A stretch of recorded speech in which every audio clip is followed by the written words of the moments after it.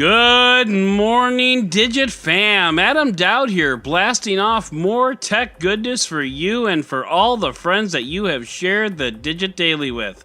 After all, sharing is caring. So if you care about your friends and your family and your coworkers and other random strangers that you meet, you'll share the Digit Daily with them, and I'm pretty sure that this metaphor just fell apart.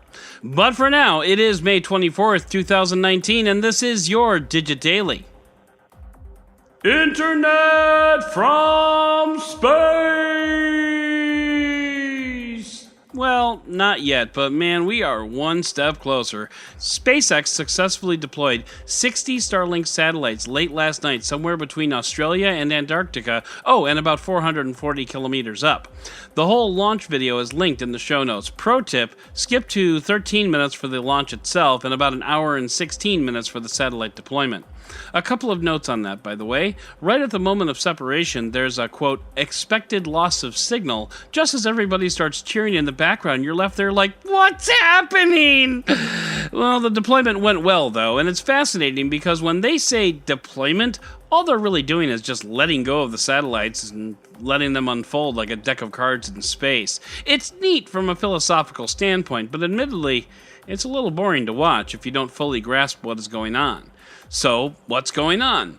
Well, SpaceX just deployed, there's that word again, deployed the most satellites it has ever deployed at once. SpaceX did it on a rocket that has flown for the third time, and SpaceX successfully landed it again.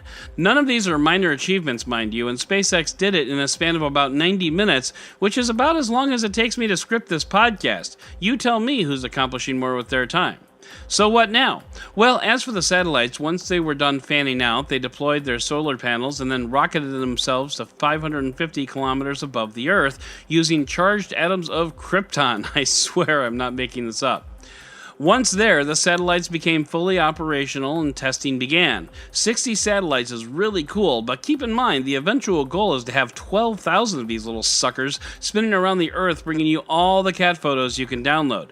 Elon Musk says at least 6 more flights of 60 satellites each will be required for a smattering of broadband coverage to be achieved, and it'll take 7 more launches after that to get moderate coverage. Make no mistake, we're a long way away from SpaceX's internet concept, but we're a hell of a lot closer today than we were yesterday. I, for one, am looking forward to seeing how this all plays out, but I also recognize it'll take us a long time to get there. I also wonder if I'm being naive about the altruistic nature of the Starlink project. Will it become a global way for everyone everywhere to connect to the internet always? Or will it become the next HughesNet, an expensive way to get crappy internet when you live out in the boonies? Time will tell, but in the meantime, it is time to head on over to the Roundup!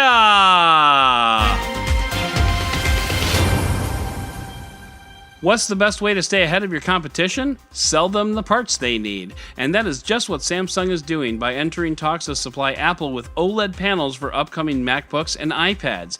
This is also significant because these would be the first MacBooks with OLED displays. Samsung has also been providing OLED panels for the iPhone X, the iPhone XS, and the iPhone XS Match, so when Apple fanboys get all uppity when Apple's sales numbers come out, as if Apple ever tells you how many phones they sell, just be aware that Samsung is laughing all the way to the bank.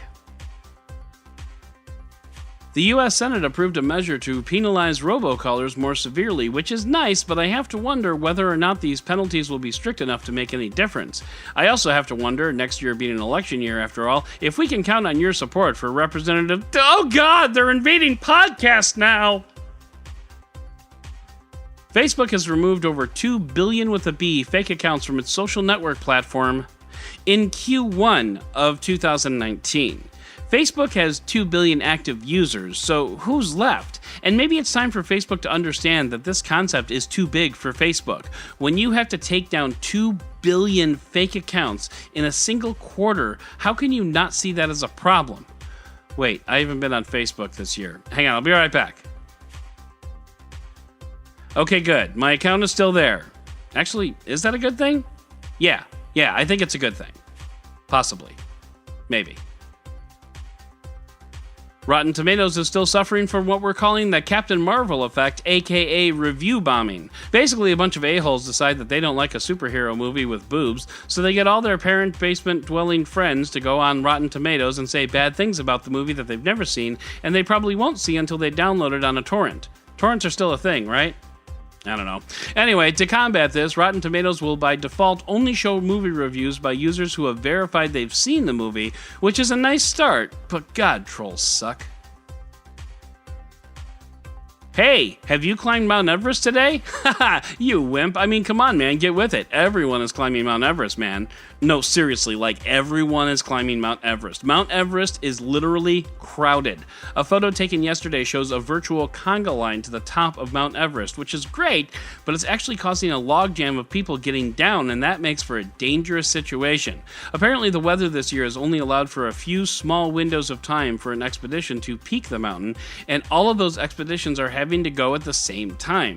So now Mount Everest has gone from dangerous because it's so hard to climb to dangerous because it's so hard to commute.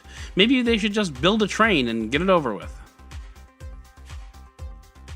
NASA has ordered the first piece of what will eventually become a sort of lunar space station. This space station will be positioned between the Earth and the Moon in an orbit balanced by both's gravity. NASA Administrator Jim Bridenstine said, quote, "This time when we go to the Moon, we're actually going to stay," which is exciting. This lunar space station could serve as a launching point for further deep space missions as well. This is a pretty remarkable and ambitious goal, and space just makes me happy. 2024 can't get here soon enough. And finally, you may have heard of The Verve and their song Bittersweet Symphony, and yes, that is the song playing in the background. Well, since this song came out, 100% of the royalties from that song have not gone to The Verve, but have actually gone to the Rolling Stones. Long story short, the Stones said that they could use the music, and then The Verve used more of that than they agreed, and got sued.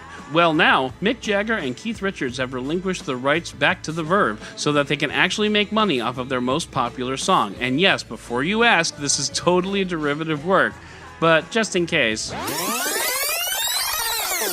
So anyway, now that that song is stuck in my head, it'll be stuck in your head too, which means my work here is done. So that is going to do it for today's Digit Daily. If you'd like to learn more about any of these stories, check out the links in the show notes and subscribe to our daily newsletter at Digit.com. And if you like what you heard, subscribe, leave a review, and don't forget to tell your friends about DigitDailyPod.com. Once again, I'm Adam Dowd, Dead Technology on Twitter, and we'll talk again next week.